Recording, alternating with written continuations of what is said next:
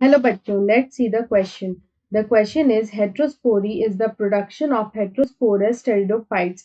The heterospores are तो यहाँ पे बोल रहा है heterospory जो होता है is the production of heterosporous pteridophytes. तो यहाँ पे जो heterospores है वो यहाँ पे क्या होते हैं?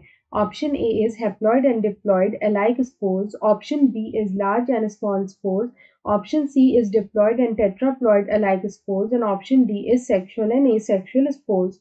तो यहाँ पे अगर हम लोग देखें तो यहाँ पे हम लोग बात करते हैं हेट्रोस्पोरी की। तो यहाँ पे हेट्रोस्पोरी होता क्या है? हेट्रोस्पोरी जो होता है it can be defined as the formation of two different types of spores. यहाँ पे फॉर्मेशन होता है two different types of spores का। तो यहाँ पे दो तरह के स्पोर्स जो है वो यहाँ पे प्रोड्यूस होते हैं या फिर उनका फॉर्मेशन होता है।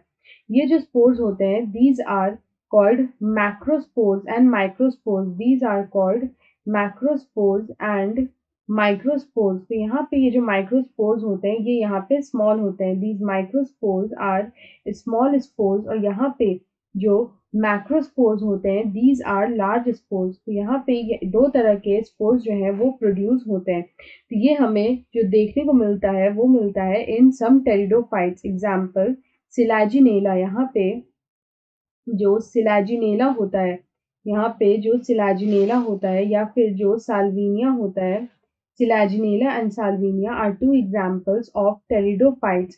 These are pteridophytes. These are heterosporous pteridophytes. These pteridophytes are heterosporous यानी कि यहाँ पे ये heterospory जो है वो शो करते हैं। तो यहाँ पे जो दो तरह के स्पोर्स प्रोड्यूस होते हैं उनको हम लोग बोलते हैं heterospory। तो यहाँ पे these are heterospores. The large spores and the small spores are the heterospores. तो ऑप्शन बी में हमें दे रखा है large and small spores. So option B is the right answer. I hope you understand this question well. Best of luck.